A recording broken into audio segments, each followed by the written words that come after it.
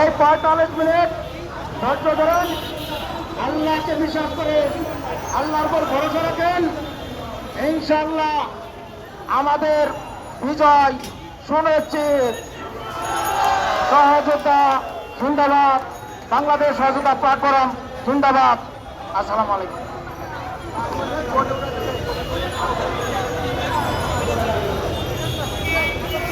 2018-20 সালে সেনাবাহিনীতে কর্মরত, গত ফেসিস সরকারের আমলে যাদের চাকরি গিয়েছিলেন সেনাবাহিনী থেকে, সেই চাকরিচ্যুত যারা কর্মকর্তা অফিসার, তারা আজকে আন্দোলন কর্মসূচি পালন করতেছেন ঢাকার জাতীয় প্রেস ক্লাবের সামনে।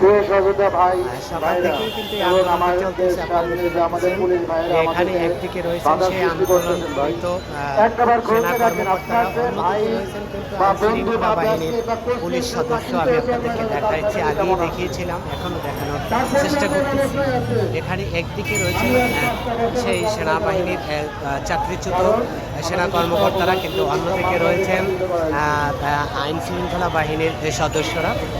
একদিকে রয়েছেন সেনা কর্মকর্তারা, আপনারা দেখতে পাচ্ছেন।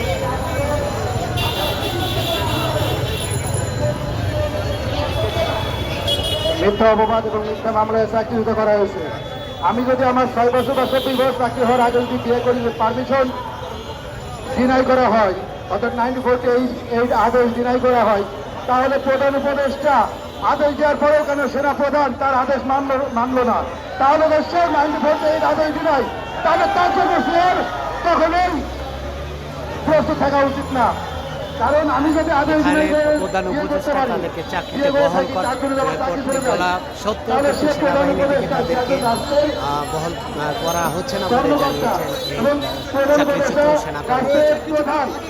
তার আদেশ যদি সেনাপ্রধান ডিনাই করতে পারে, তাহলে তার চাকরি থাকলে কি করবে?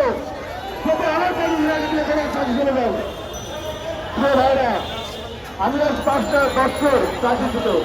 আমি যদি অবস্থা যাপন করতেছি আপনাদের